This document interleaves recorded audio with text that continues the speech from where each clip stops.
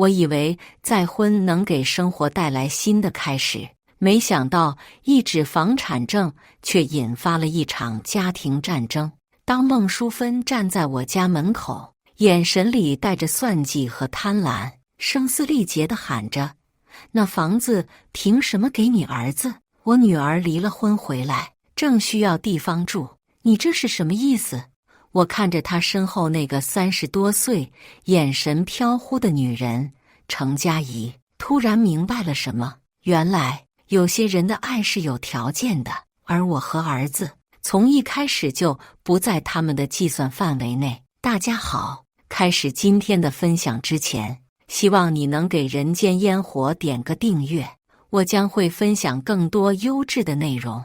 我叫林诗雅，今年35岁，在锦城市梧桐区开了家室内设计工作室，说起来也算小有成就，每年营业额能到600多万，月收入稳定在3万8左右。更重要的是，我有个14岁的儿子沈志远，聪明懂事，是我这辈子最大的骄傲。我们住在雅居园小区，一套120平的3居室，当初买房花了280万，装修又投了45万。这房子承载着我和志远所有的回忆，从他6岁到现在，每个角落都有我们母子俩的故事。志远的书桌靠着南边的落地窗，阳光好的时候，他总是趴在那里写作业，偶尔抬头看看我在客厅里画设计图的样子。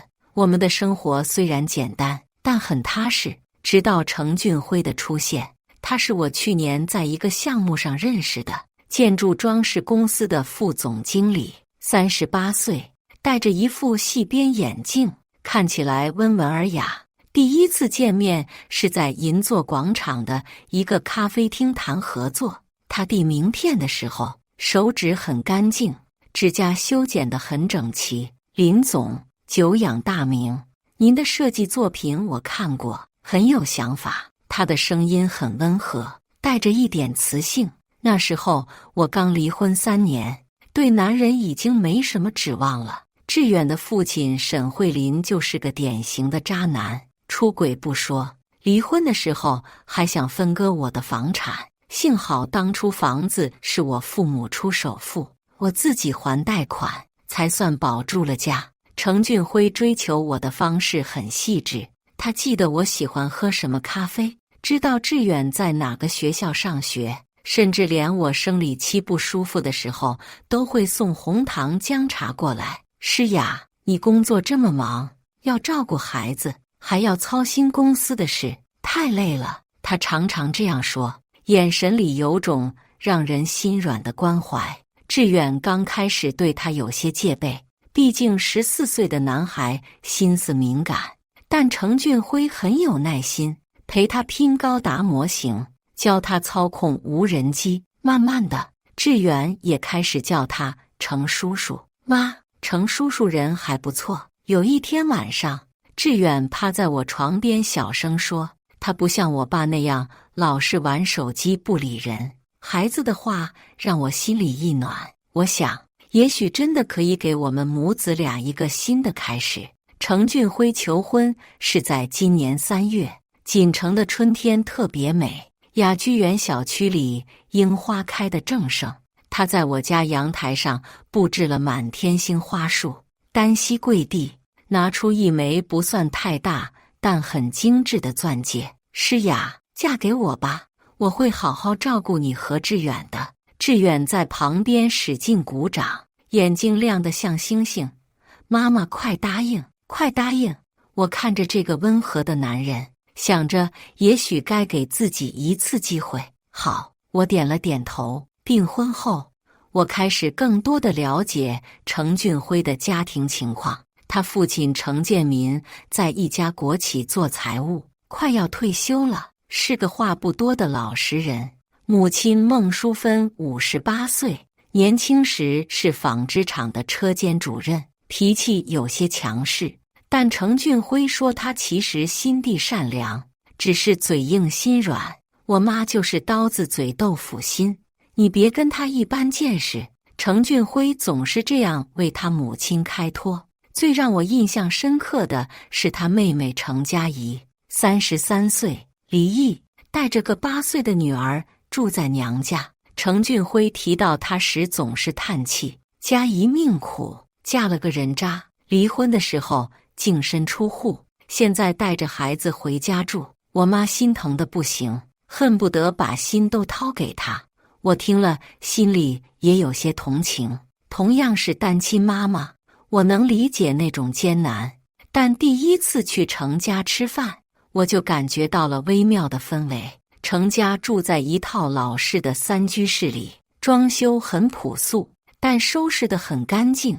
进门的时候，孟淑芬迎了出来，脸上挂着客套的笑容：“诗雅来了，快进来，快进来。”她的声音很响亮，但笑容有些勉强。程佳怡坐在沙发上，正给女儿梳头发。她长得挺漂亮，但眼神有些空洞。看到我只是淡淡地点了点头：“阿姨好。”她的女儿倒是很乖巧，甜甜地叫了我一声：“真乖。”我摸了摸小女孩的头，从包里掏出给她准备的小礼物。吃饭的时候，孟淑芬不停地给程佳怡夹菜：“佳怡多吃点，你看你瘦的都没个女人样了。”“妈，我不饿。”程佳怡的声音很轻：“不饿也得吃。你现在这个状态，怎么在找对象？”孟淑芬说着，又转向程俊辉：“俊辉，你说我是不是该给你妹妹买套房子？她总住在家里也不是个事儿。”程俊辉夹菜的动作顿了一下：“妈，这是以后再说吧。”“什么以后再说？我闺女都33了，再不安排就真的嫁不出去了。”孟淑芬的声音突然提高了，餐桌上的气氛瞬间变得尴尬。程建民埋头吃饭，程佳怡脸红了，我也不知道该说什么。“阿姨，其实女人有自己的事业也挺好的。”我试图缓解气氛。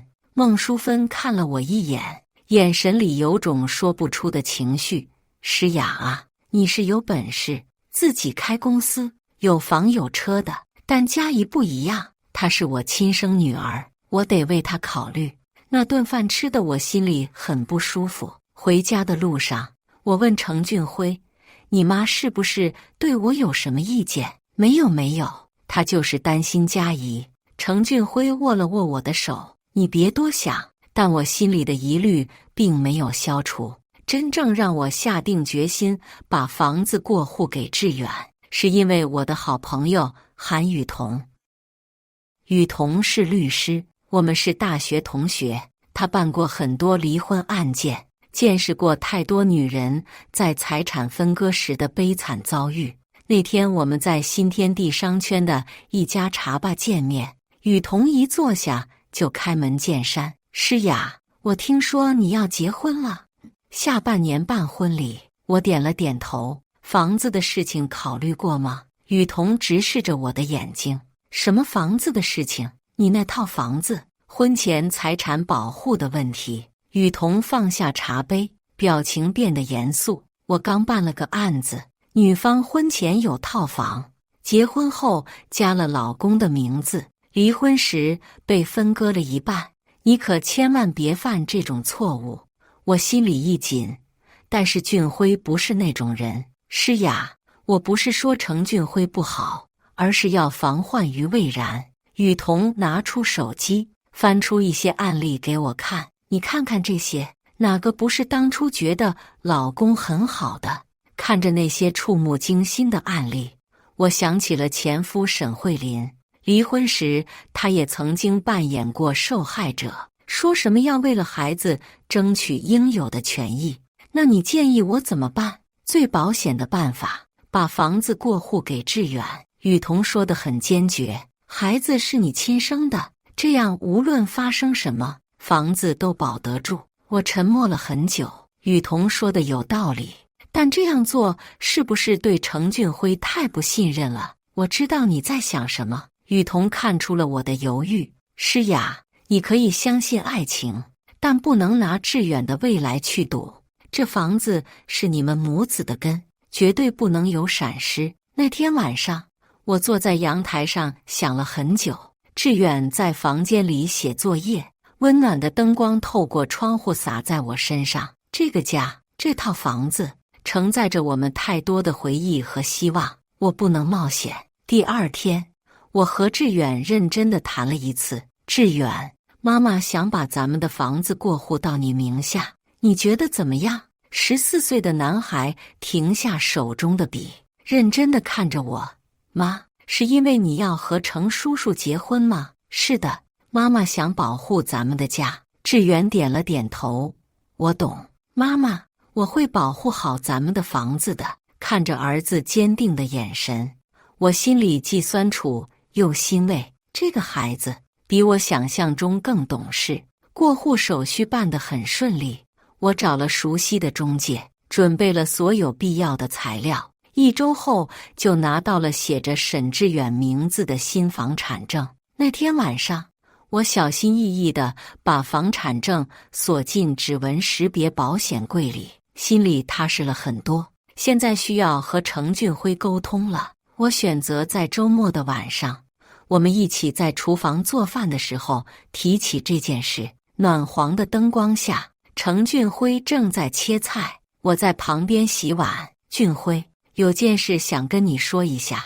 我尽量让声音听起来轻松。什么事？他头也没抬，继续切着手里的土豆丝。我把房子过户给志远了。程俊辉切菜的动作停了下来，他放下刀，转过身看着我，眼神有些复杂。为什么？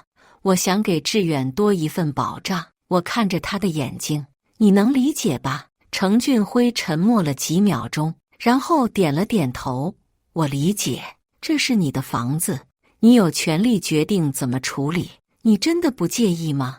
我有些意外，他答应得这么爽快。当然不介意。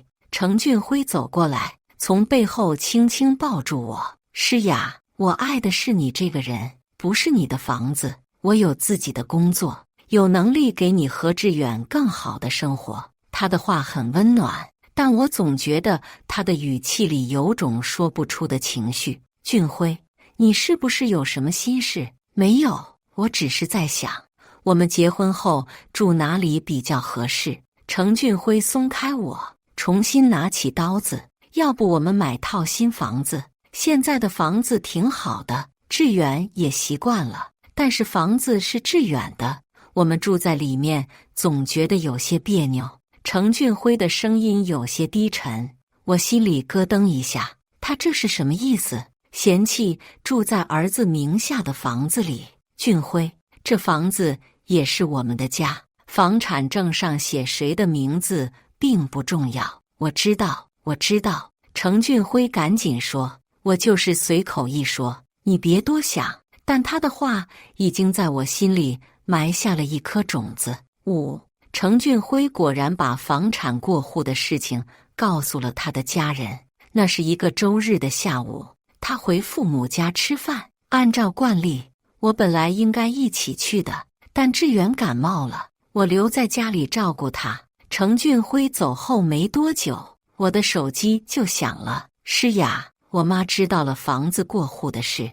程俊辉的声音透过电话传来，听起来有些紧张。哦，那又怎么样呢？我妈现在很生气。我心里一沉，生什么气？她觉得你这样做是不信任我们家。程俊辉的声音越来越小，他说，既然你们要结婚了，就应该一起商量这种大事。我跟你商量了啊，你不是说理解吗？我是理解，但是我妈……程俊辉顿了顿，要不你晚点过来一趟，我们当面聊聊。我看了看正在床上昏昏欲睡的志远，心里很不愿意在这个时候出门，但程俊辉的语气让我觉得事情可能比我想象的严重。好吧，我等志远好一点就过去。挂了电话，我心里很不是滋味。孟淑芬的反应并不意外，但让我没想到的是，程俊辉居然把这么私密的事情告诉了他们。2个小时后，志远的烧退了一些，我给他煮了白粥，确定他没事后，才出门去程家。一进门我就感觉到了不对劲的气氛。程建民坐在沙发上抽烟，平时话不多的他看起来更加沉默。程佳怡抱着女儿坐在一边，眼神里有种说不出的情绪。孟淑芬坐在主位上，脸色阴沉，看到我进来也没有起身。诗雅来了，她的声音听起来很冷淡。阿姨好，我有些尴尬地打招呼。坐吧。孟淑芬指了指对面的椅子。程俊辉坐在我旁边，表情有些紧张。诗雅，俊辉说你把房子过户给致远了。孟淑芬开门见山。是的，我点了点头。为什么？他的眼神很锐利。你们马上就要结婚了，这种大事为什么不跟我们商量？我深吸了一口气。阿姨，这是我的个人财产，我有权利决定怎么处理，而且我也跟俊辉商量过了。商量过了？孟淑芬冷笑一声。那你告诉我，你这样做是什么意思？是觉得我们程家会抢你的房子吗？他的话让我很不舒服。阿姨，您想多了，我只是想给孩子多一份保障。保障？孟淑芬的声音突然提高了。你这是在防着我们，你根本就没把我们当一家人。妈，你别这样说。程俊辉试图打圆场。诗雅她有她的考虑。考虑什么？孟淑芬狠狠瞪了儿子一眼，然后转向我。诗雅，我告诉你，我们程家虽然不是什么大富大贵的人家，但也不是那种贪图别人财产的人。你这样做，让我们怎么想？让邻居怎么看？他的话越说越激动，脸都涨红了。阿姨，我真的没有别的意思。我努力解释，我只是想……你想什么？这时候，程佳怡突然开口了，她的声音很轻，但每个字都像针一样扎在我心上。你是不是觉得你有钱有房子就了不起了？你是不是觉得我哥配不上你？他的话让整个客厅的气氛瞬间降到了冰点。程佳怡继续说：诗雅姐，我知道你看不起我，觉得我离了婚带着孩子是个累赘，但我告诉你，我也是程家的女儿，我也有权利得到家人的照顾。你把房子给你儿子，那我女儿怎么办？她以后住哪里？我震惊地看着她，她这是什么意思？我的房子和她女儿有什么关系？佳怡说的对。孟淑芬重重地拍了一下茶几。诗雅，你那套房子300多万，在锦城市区，地段那么好，你儿子一个10几岁的孩子要那么大的房子干什么？我佳怡带着孩子，正需要个地方安身。我简直不敢相信自己的耳朵，他们这是什么意思？想要我的房子？阿姨，您是不是搞错了什么？我努力保持冷静。那是我和致远的家，和程佳怡没有关系，没有关系。孟淑芬站了起来，指着我的鼻子：你马上就要嫁给我儿子了，就是我们程家的人，你的东西就是我们程家的东西。我女儿离了婚，没地方住，你一个当嫂子的，难道不应该帮忙吗？我彻底明白了，他们从一开始就打着我房子的主意，所谓的关心致远，所谓的接纳我，都是假的。他们要的是我的房子，给程家一当嫁妆。俊辉，我转向程俊辉，希望他能说句公道话，但程俊辉只是坐在那里，低着头，什么都没说。那一刻，我突然感到了深深的寒意，不是因为孟淑芬和程佳怡的贪婪，而是因为程俊辉的沉默。在这个关键时刻，他选择了沉默，他选择了站在他母亲和妹妹一边，而不是保护我。诗雅，你考虑考虑吧。孟淑芬坐下来，语气稍微缓和了一些，但眼神依然冷硬。我们是一家人，应该互相帮助。你把房子给致远，也就是给了外人，但如果给佳怡，那就是肥水不流外人田。外人？他说致远是外人。我看着这一家人，心里涌起一阵恶心。程建民始终低着头抽烟，仿佛什么都没听见。程家怡抱着女儿，眼神里带着得意。程俊辉依然沉默，不敢看我的眼睛，只有孟淑芬直视着我，眼神里写满了算计和贪婪。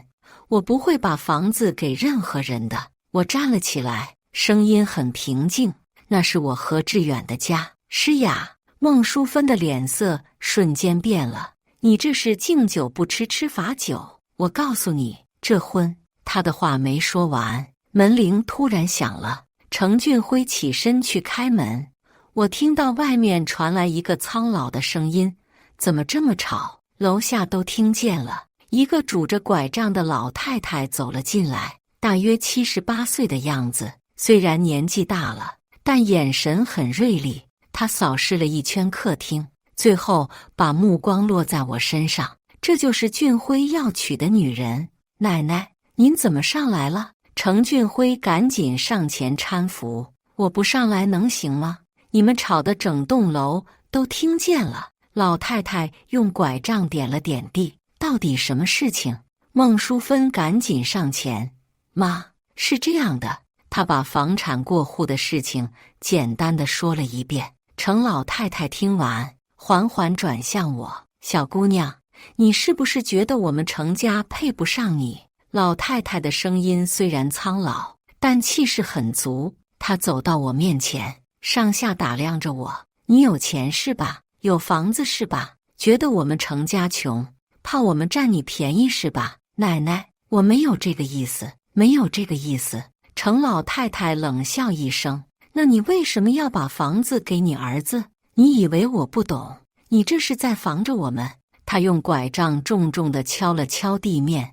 我活了80多岁了，什么人没见过？像你这种女人，我见得多了。嘴上说爱我孙子，心里却把我们当贼房。我们程家虽然不富裕，但也是有规矩的人家。程老太太的声音越来越大：“佳怡是我们程家的女儿，现在需要帮助，你一个当嫂子的，难道不应该让一让吗？”我看着眼前这个老太太，终于明白了程家的家风。在他们眼里，女儿永远比儿媳妇重要，程家的利益永远高于一切。而我何志远从来就不是他们眼中的家人。奶奶，那房子是我婚前财产。我试图最后解释一次：婚前财产。程老太太打断了我：“你马上就要嫁给我孙子了，还分什么婚前婚后？我告诉你，你既然要进我们程家的门，就得守我们程家的规矩。”他转身对孟淑芬说：“淑芬，你们必须把这件事情解决了，房子必须给佳怡。”说完，他看了我一眼，眼神里满是不屑：“小姑娘，别以为自己有几个钱就了不起，在我们程家，规矩比钱重要。”程老太太说完就走了，留下客厅里死一般的寂静。我看着程俊辉，他依然低着头，始终没有为我说过一句话。那一刻，我彻底心凉了。我站起身，拿起包包，我回去了。诗雅，程俊辉终于开口了：“俊辉，我们都冷静一下吧。”我的声音很平静，平静的连我自己都觉得可怕。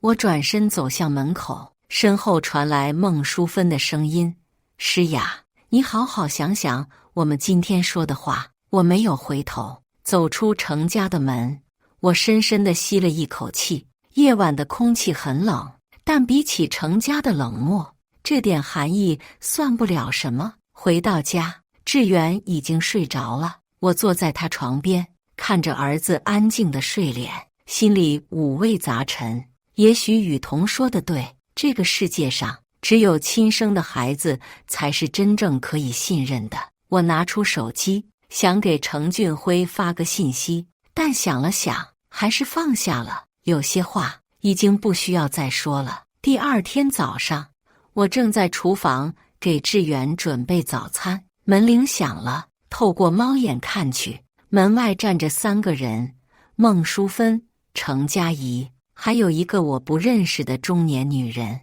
他们来得这么早，显然是有备而来。我深吸了一口气，打开了门。林诗雅，我们需要好好谈谈。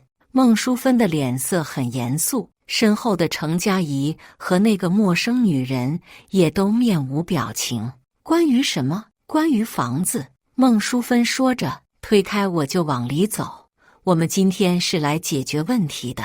这位是我请来的证人，李阿姨，她在房管局工作，很了解房产过户的程序。我的心沉了下去，他们这是要逼我就范。诗雅，我们坐下来好好谈谈。程佳怡的语气听起来很诚恳，但眼神里却闪着某种危险的光芒。有些事情，我想你应该知道。她说这话的时候，看了一眼致远紧闭的房门，嘴角微微上扬，那个笑容让我背后涌起一阵寒意。程佳怡的话让我心里警铃大作，她知道什么？诗雅，你先别紧张。程佳怡走到沙发边坐下，抱着膝盖，做出一副很无辜的样子。我们只是想解决问题。那个所谓的李阿姨四处打量着我的房子，眼神里写满了羡慕。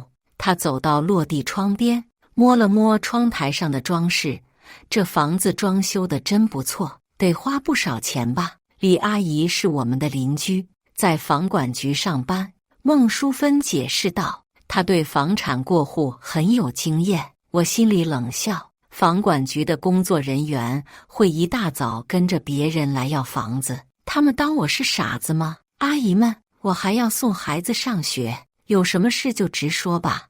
我看了一眼墙上的钟，已经7点半了，那我就不绕弯子了。程佳怡突然站起身，脸上的无辜表情瞬间消失，取而代之的是一种精明的算计。诗雅姐，你知道程俊辉为什么一直没跟你领证吗？我愣住了，我们确实还没有领证。程俊辉说是想等装修好新房再办手续，因为他在等你主动把房子给我。程佳怡的话像一盆冷水，浇得我浑身发凉。什么意思？从一开始，我哥追求你就是冲着你的房子来的。程佳怡走到我面前，眼神里带着得意。你以为他真的爱你？一个35岁的二婚女人，带着别人的儿子，我哥图你什么？图你老。他的话字字如刀，扎在我心上。你胡说。我的声音有些颤抖。我胡说。程佳怡冷笑。那你告诉我，你们交往1年多了，为什么一直不领证？为什么他从来不带你见他的朋友同事？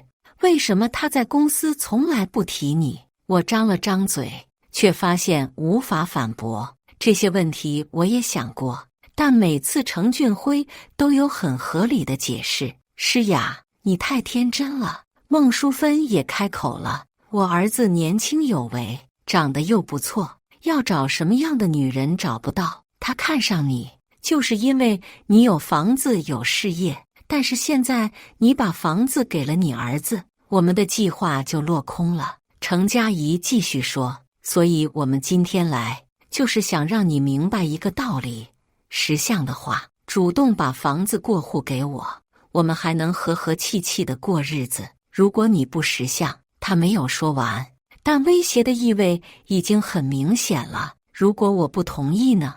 我努力让自己保持镇定，那就别怪我们不客气了。程佳怡拿出手机，翻出一张照片给我看。你认识这个人吗？照片上是一个40多岁的男人，长得很眼熟，但我一时想不起在哪里见过。这是沈慧林的哥哥，沈慧东。程佳怡的声音里带着恶意。你前夫的哥哥，他现在混得不太好，急需要钱。如果我告诉他，你现在住的这套房子其实有他弟弟的份额，我的血液瞬间凝固了。你想干什么？沈慧东欠了不少钱，正愁没地方弄钱呢。程佳怡的笑容越来越得意。如果他知道你把原本应该属于他弟弟一半的房子偷偷过户了，你觉得他会怎么做？我明白了，他们是在威胁我。虽然法律上房子完全属于我，但如果沈慧东闹起来，会很麻烦，特别是他们可能会骚扰志远，影响孩子的生活。你们真卑鄙！我咬着牙说。卑鄙！孟淑芬冷哼一声。诗雅，你别把自己说得多干净，你不也是为了自己的利益吗？现在只是看谁的手段更高明而已。就在这时，志远的房门打开了，我儿子穿着校服走出来，看到客厅里坐着的3个女人，脸上露出疑惑的表情。妈，他们是谁？我赶紧走过去，挡在志远面前。没事，妈妈在谈工作，你去洗漱，一会儿妈妈送你上学。这就是志远吧？程佳怡看着我儿子，眼神里闪过一丝恶意，长得真像他爸爸。我感觉到了危险。志远，快去洗漱！我推了推儿子。志远虽然疑惑，但还是听话的去了卫生间。诗雅，我们已经把话说得很清楚了。孟淑芬站起身，你考虑考虑吧，我们给你3天时间，3天后，你如果还不同意，我们就去找沈慧东聊聊。程佳怡收起手机，到时候事情可就不是这么简单了。他们说完就要走，那个李阿姨临走前还不忘拍了拍我的肩膀。小姑娘，做人要识时务，有些事情硬撑是没用的。送走他们后，我靠在门上，腿都软了。程佳怡的威胁不是空穴来风。沈慧东我见过几次，是个混混一样的人，为了钱什么事都干得出来。如果他真的来闹，不仅会影响我的工作，更重要的是会伤害到志远。妈，你怎么了？脸色这么难看。志远洗漱完出来，关心地问道。没事，就是工作上的事情。我勉强挤出一个笑容。快吃早餐，要迟到了。送志远上学的路上，我的心情很沉重。孩子察觉到了我的异常，一路上都很安静。妈，是不是因为程叔叔的事情？快到学校的时候，志远突然问道。我愣了一下，为什么这么问？昨天晚上你回来后就不太对劲。14岁的孩子比我想象中敏感。妈，如果程叔叔的家人不喜欢我们，你就别嫁给他了。我的眼眶瞬间红了。这个懂事的孩子总是在为我着想。志远，不管发生什么，妈妈都会保护你的。我握了握他的手。我们的家谁也抢不走。我知道。志远用力点点头。妈，我已经长大了，我也会保护你的。看着儿子走进校门，我在车里坐了很久。程佳怡的话不停地在我脑海里回响。程俊辉真的是因为房子才接近我的吗？我们这1年多的感情都是假的吗？我拿出手机，拨通了程俊辉的号码。诗雅，他的声音听起来有些紧张。你怎么这个时候打电话？俊辉，我们需要谈谈。谈什么？你妈和你妹妹刚才来我家了。我的声音很平静。他们说了很多话。电话那头沉默了几秒钟。他们说什么了？程俊辉的声音明显变了。他们说你接近我是为了我的房子。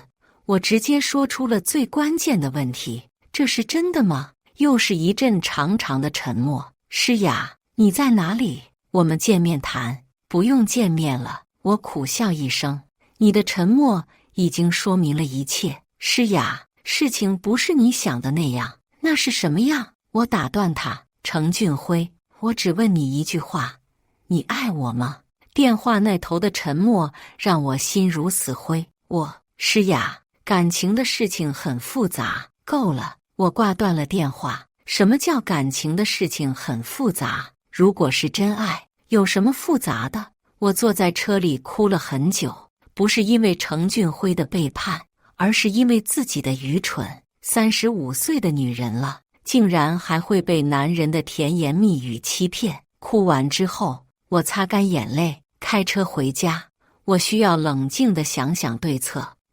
回到家，我第一件事就是给韩雨桐打电话。雨桐，我需要你的帮助。怎么了？听你声音不对劲。我把今天早上发生的事情详细地告诉了雨桐。他听完后沉默了一会儿。诗雅，这件事比我想象的复杂。雨桐的声音很严肃，他们这是在敲诈勒索。但是沈慧东确实可能会来闹事，就算他来闹又怎么样？房子的产权很清楚，法律上完全站得住脚。雨桐安慰我，你前夫出轨在先，当初离婚协议也写得很清楚，他没有房产份额，但是我担心影响致远，那我们就主动出击。雨桐说，诗雅，你不能被他们牵着鼻子走，我建议你直接去找沈慧东，把事情说清楚。雨桐的建议让我眼前一亮，与其被动等待，不如主动解决问题。下午，我按照雨桐提供的地址找到了沈慧东的住处，那是城郊的一个老小区，环境很差。沈慧东开门看到我时，明显很惊讶。诗雅，你怎么来了？我们聊聊。我直接说道。他让我进屋坐下，房子很小，只有一居室，收拾的也不太干净。慧东，我直接问你，最近有人找过你，说我的房子的事情吗？沈慧东脸色一变，眼神有些闪烁。没有啊。什么房子？我从包里拿出离婚协议书，这是我和慧琳的离婚协议，上面写得很清楚，房子归我何志远，你如果有什么想法，我们可以当面谈清楚。沈慧东看了看协议书，脸上露出尴尬的表情。诗雅，我没有别的意思，只是最近确实有人找过我。什么人？一个女的，说是你男朋友的妹妹。沈慧东搓着手，他说你把房子偷偷过户了，问我要不要为志远争取权益。我的心沉了下去。程佳怡真的联系了沈慧东，他给你什么好处？他说如果我能让你把房子退回来，给我10万块钱。沈慧东有些不好意思。诗雅，你知道我现在情况不太好，这10万块钱对我来说。慧东，我问你，志远是你侄子吗？我打断他，当然是。那你忍心为了10万块钱伤害他吗？我看着沈慧东的眼睛，如果你真的闹起来，受伤的是谁？是志远，一个14岁的孩子，因为大人的争执而被卷入纠纷，你觉得合适吗？沈慧东低下了头。而且这房子本来就是我的，当初我和慧琳结婚时，首付是我父母出的，房贷是我还的。离婚时，慧琳也同意了房子归我。现在我把房子给志远，有什么问题吗？我继续说，慧东，10万块钱听起来不少，但你想过后果吗？如果你帮助外人来对付我和志远，以后还有脸面见这个孩子吗？沈慧东沉默了很久，最后抬起头。诗雅，对不起，我不应该被人利用。那个女人说的好像很有道理，我就糊涂了。你现在明白就好。我站起身。慧东，志远永远是你的侄子，这一点不会变，但我希望你能站在他的角度考虑问题。我明白了。沈慧东用力点头。诗雅，如果那个女人再找我，我就说不干了。谢谢。从沈慧东家出来，我松了一口气，至少这个威胁解除了。但我知道程佳怡不会这么轻易放弃，她还有别的手段。果然，第2天晚上，我就接到了程俊辉的电话。诗雅，你去找沈慧东了？他的语气有些急躁。是的，我很平静地承认。你为什么要这样做？程俊辉的声音提高了。你这样搞得大家都很难堪。难堪？我冷笑。程俊辉，到现在你还觉得是我的问题？诗雅，我们之间确实有些误会，但你也不应该。什么误会？我打断他。你接近我到底是为了什么？你给我一个明确的答案。电话那头又是沉默。程俊辉，你的沉默已经说明了一切。我深吸了一口气。我们结束吧。诗雅，程俊辉急了。你别冲动，我们见面谈谈好吗？没必要了。我很坚决地说：“程俊辉，这1年多来，你对我确实很好，我很感激。但感激不是爱情，我不会和一个不爱我的人结婚，更不会让我儿子生活在一个充满算计的环境里。诗雅，你听我解释。”我挂断了电话，然后拉黑了他的号码。志远从房间里走出来，看到我在客厅里坐着发呆。妈，你和程叔叔分手了？我点了点头。为什么？我想了想，决定告诉他部分真相。因为我们不合适。志远走过来，坐在我旁边。妈，你是不是很难过？有一点，我如实说道，但更多的是庆幸。庆幸什么？庆幸我们没有真的和他们成为一家人。我抱住志远，儿子，我们2个人也能过得很好。当然能。志远拍了拍我的背。妈，你还有我呢。这个懂事的孩子总是在我最需要的时候给我力量。第3天，我在工作室接到了一个陌生的电话。林诗雅吗？我是程俊辉的母亲。孟淑芬的声音从电话里传来。我在你工作室楼下，你下来一趟。我透过窗户往下看，孟淑芬确实站在楼下，身边还有几个人。我不想下去，但她说如果我不下去，她就上来闹。我不想影响工作室的其他人，只好下楼。阿姨，您找我有什么事？诗雅，我们最后谈一次。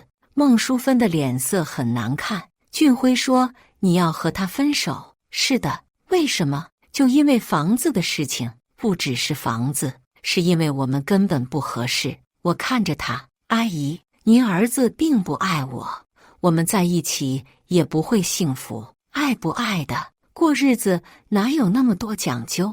孟淑芬不屑地说，关键是要实际。诗雅，我给你最后一次机会，把房子给佳怡，我们就当什么事都没发生过。不可能。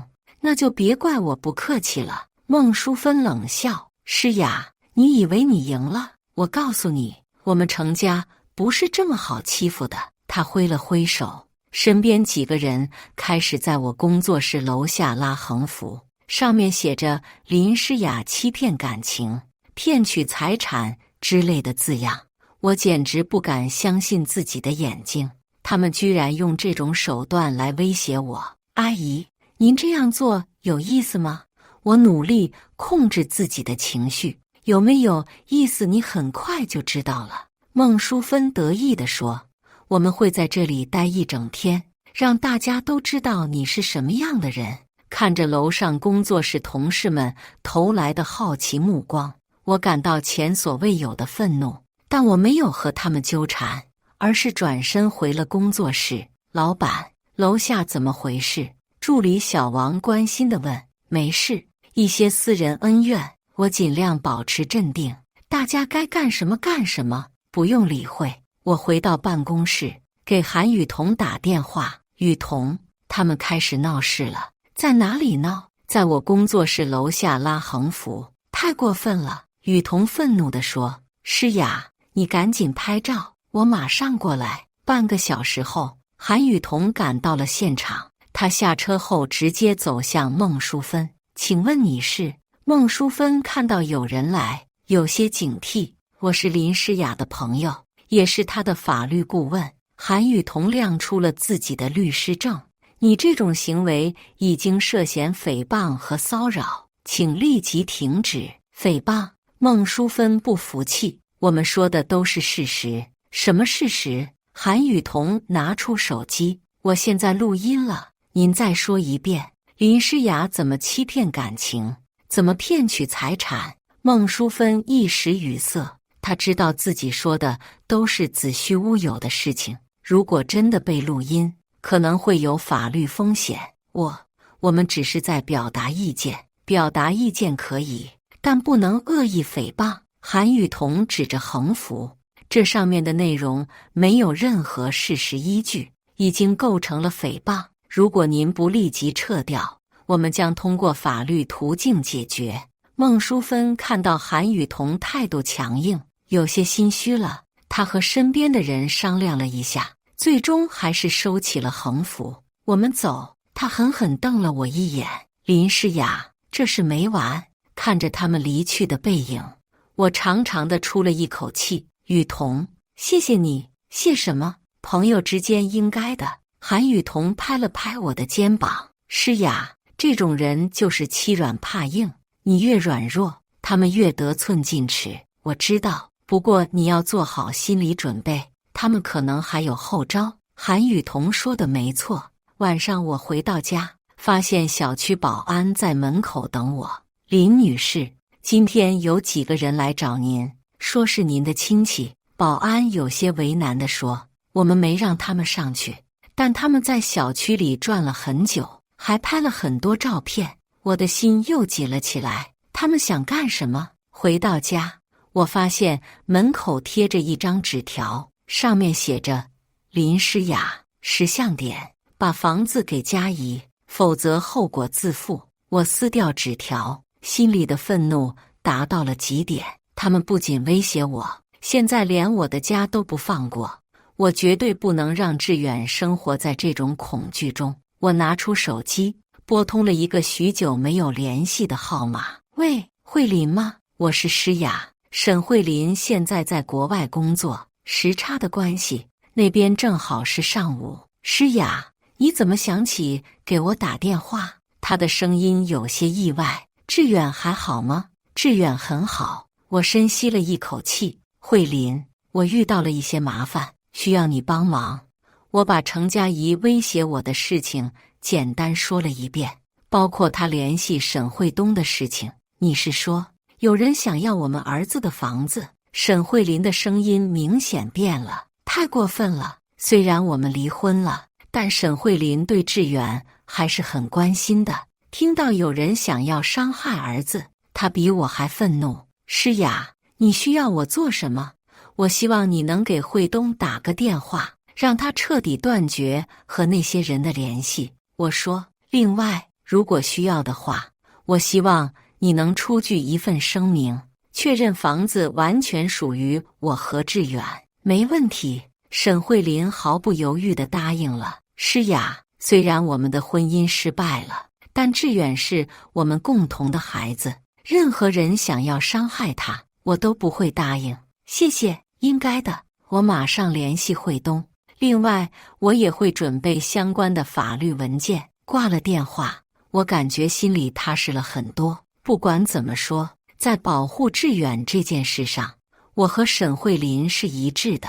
第二天一早，我又接到了程俊辉的电话，这次他换了个号码。诗雅，求你接一下电话。我犹豫了一下，还是接了。你想说什么？诗雅，我妈他们做的事情我都知道了，我很抱歉。程俊辉的声音听起来很疲惫。他们太过分了，现在道歉有什么用？诗雅，给我一次机会，让我来解决这件事。程俊辉恳求道，我会让他们停止纠缠你的。你觉得你能管得住他们吗？我冷笑。程俊辉，这1年多来，我从来没有看到你在你母亲面前有过任何话语权，这次不一样。程俊辉的声音很坚决。诗雅，我已经决定和他们划清界限。什么意思？我要搬出去，和他们断绝关系。程俊辉说，如果你愿意重新开始，我们可以远离他们，过我们自己的生活。他的话让我有些意外，但经历了这么多事情，我已经不再相信他的承诺了。程俊辉，太迟了。我平静地说，我们之间已经没有信任了，没有信任的爱情不可能长久。诗雅，而且我也不会让志远生活在一个充满争斗的环境里。我继续说，程俊辉，我们都冷静一下吧，也许分开对大家都好。程俊辉沉默了很久，最后说，我明白了。诗雅，对不起。不用道歉。我说，这件事没有对错，只是我们不合适。挂了电话后，我感觉心里空落落的，虽然理智告诉我这样做是对的，但感情上还是有些难过。毕竟那1年多的相处，程俊辉对我的好是真实存在的，只是这份好里掺杂了太多的算计和目的，让一切都变了味道。中午，志远放学回来，看到我坐在沙发上发呆。妈，你在想什么？没什么，就是觉得有点累。我勉强笑了笑。志远走过来，坐在我旁边。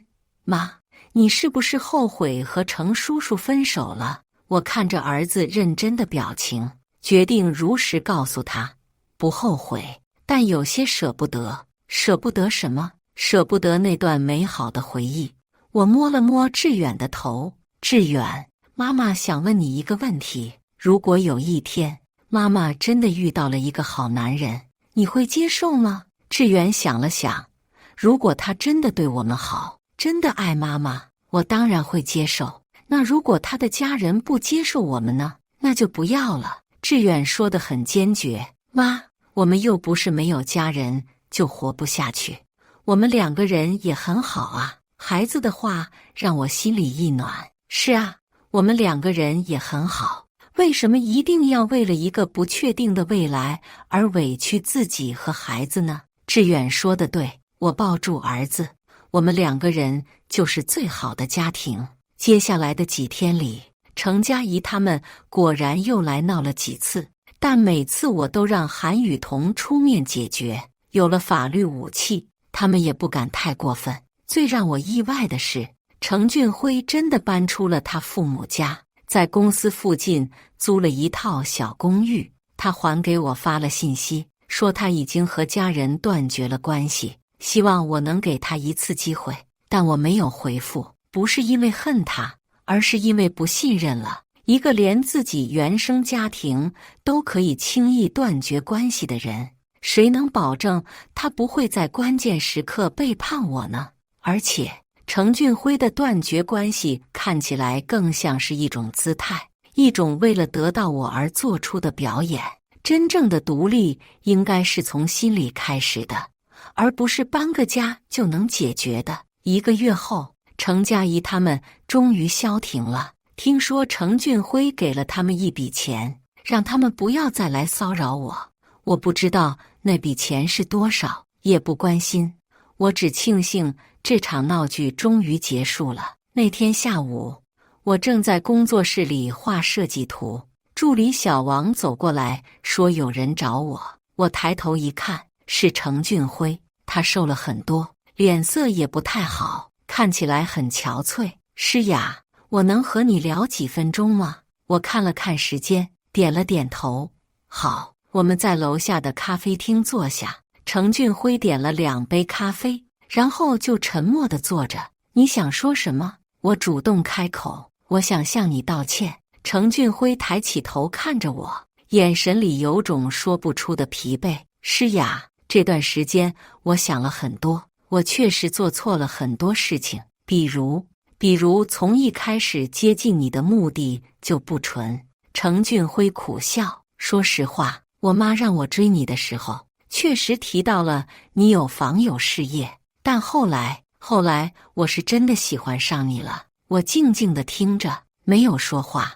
我知道现在说这些已经没有意义了。程俊辉继续说，我只是想让你知道，我对你的感情不全是假的，至少后面那段时间，我是真心想和你在一起的。可是你从来没有为我站出来过。我平静地说，程俊辉，爱情不是嘴上说说就够的，需要行动来证明。我知道。程俊辉低下头，我太懦弱了，我以为可以2边都不得罪，结果2边都得罪了。现在怎么样？和家里关系缓和了吗？我问道。没有。